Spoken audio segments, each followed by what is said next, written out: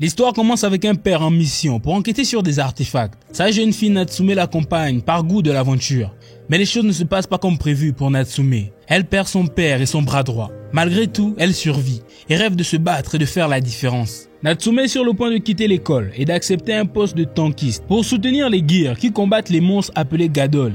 Ils vivent tous sur Décadence, une énorme forteresse mobile et le dernier bastion de l'humanité. Elle voulait être soldat, mais il semble que son bras manquant la disqualifie. À la place, Natsume se voit confier un travail difficile, qui est le nettoyage d'armure sous la supervision d'un homme nommé Kaburagi. Natsume finit par convaincre son patron stoïque d'organiser une fête de bienvenue pour elle, au cours de laquelle elle se saoule. Malgré toutes ces souffrances, Natsume reste optimiste quant à la possibilité de vaincre le Gadol et de vivre dans la paix et la prospérité. Avant de partir, Natsume rencontre un Gadol inoffensif qu'elle nomme Pape. Plus tard dans la nuit, Kaburagi effectue un travail annexe inexpliqué, consistant à extraire des puces de personnes sur ordre d'un patron obscur. Finalement, Décadence se heurte à un groupe d'attaque de Gadol mené par un méga Gadol qui semble équivalent à la taille de la forteresse, entouré d'une ribambelle de Gadol bizarres aux couleurs sucre d'orge. Cependant, même les plus petits d'entre eux sont plus grands et plus rapides que les humains. De leur côté, les Gears utilisent des packs de vol de forme de sphère afin d'augmenter leur vitesse et leur mobilité. Lorsque les Gadol sont repérés, Natsume et Kaburagi sont encore à l'extérieur et leurs collègues ainsi qu'un autre agent d'entretien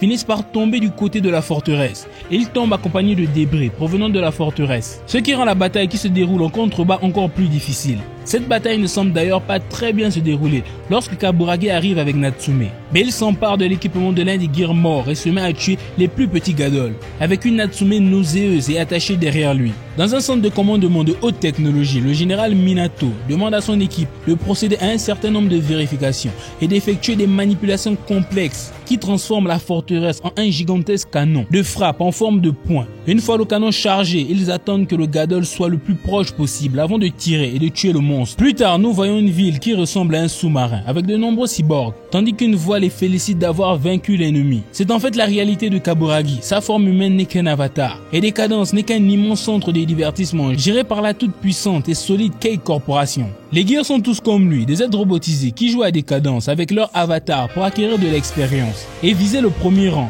Seuls les tankies sont véritablement des êtres humains, les derniers de leur espèce. Dans un long retour en arrière, il y a 7 ans, nous voyons Kaburagi et son équipe de rankeurs d'élite. Ils ont tous une couleur de peau et de cheveux bizarres parce qu'ils ne sont pas vraiment humains, juste des avatars. Kaburagi fait partie du top 5 des meilleurs joueurs de tout Décadence, mais il sent qu'il a atteint son apogée. En revanche, son jeune et enthousiaste camarade Mickey monte lentement en grade. Cependant, Mickey est pris en flagrant délit de tricherie par l'administrateur du système Hunt. Mickey est alors mis au rencard et toute l'équipe de rankeurs est dissoute. Alors que tous les autres coéquipiers de Kaburagi ont été envoyés en confinement pour avoir refusé la prochaine mission, Kaburagi décide de ne pas aller à l'encontre du système aujourd'hui afin de pouvoir vivre pour éventuellement le combattre un autre jour. En raison de la nature de son nouveau travail, Kaburagi est rétrogradé au poste de réparateur de blindés chez les tankistes. Mais ce n'est que son travail de jour. La nuit, il sera agent de récupération, chargé de collecter les puces des humains, considérés par la chasse comme des insectes susceptibles de nuire au système. Retour à Natsume, elle supplie sans cesse Kaburagi de l'entraîner au combat. Même lorsque Natsume tente à demi-mot de le faire chanter avec une photo qu'elle a prise avec Pape, Kaburagi ne veut pas l'aider. Cependant, un matin, elle l'aperçoit se faufiler dans l'ombre et le surprend en train d'enlever la puce de quelqu'un, sans bien sûr connaître son histoire. D'après ce qu'elle sait, il ne fait que voler parce qu'il est à court d'argent. Natsume fait promettre à Kaburagi de ne plus voler personne et d'arrêter de dire que c'est fini pour lui. Elle est loin de se douter qu'il dit la vérité, car il s'est intentionnellement abstenu d'ingérer de l'oxygène. Kaburagi a toujours pensé que Natsume était un autre bug,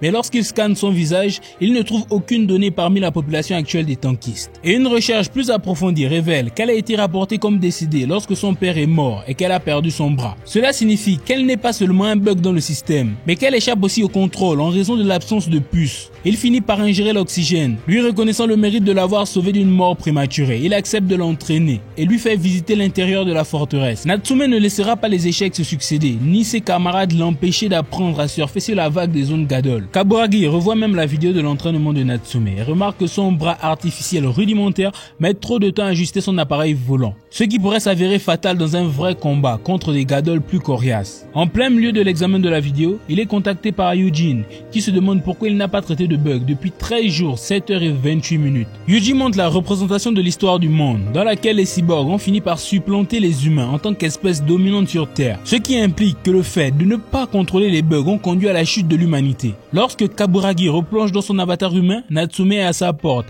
avec une tenue pour Pape afin qu'il puisse courir à l'extérieur. Lorsque Natsume dit à Kaburagi qu'elle est consciente que son vieux bras est un problème, il l'emmène dans un magasin d'armes et l'équipe d'un nouveau modèle à 5 doigts. De plus, son bras peut se transformer en lance, ce qui devrait améliorer considérablement sa vitesse de combat. Elle est impatiente de le tester sur le terrain, mais soudainement, l'alarme retentit. Des cadences heurtent d'une sorte de gouffre et s'arrêtent. Et le tremblement de terre qui en résulte fait voler Natsume, Kaburagi et Pape. Lorsque Pape tombe dans l'une des fissures de la terre, Kaburagi le suit et demande au commandant Minato de le localiser. Pendant ce temps, Natsume court dans le passage souterrain jusqu'à ce qu'elle tombe sur une caverne absolument gigantesque, où elle peut observer le combat entre les Gadols de taille moyenne et les Gears. Kaburagi demande à Natsume de partir, mais elle trouve une arme qui lui permet de s'armer. Elle voit les Gears se battre contre un Gadol. Cependant, ils finissent par être tués. Elle se souvient de l'entraînement de Kaburagi, et après avoir retrouvé son calme, elle engage le combat contre le Gadol et parvient à le tuer. Kaburagi retrouve Pape, mais il est sur le point d'être dévoré par une mégalone. Natsume arrive à temps et tue le mégalone. Un Gadol roulant apparaît et perce les défenses des Gears. Cependant, Kuranai et son groupe arrivent à le tuer facilement. Kuranai est impressionné par Natsume et se demande à quelle équipe elle fait partie. Mais Natsume explique qu'elle est faible et qu'elle ne fait partie d'aucune équipe. Kuranai n'est pas d'accord et invite Natsume, ce qu'elle accepte avec joie. Kuranai constate que le patron de Natsume est Kubaragi et s'étonne de le voir là. Elle se demande s'il a repris du service.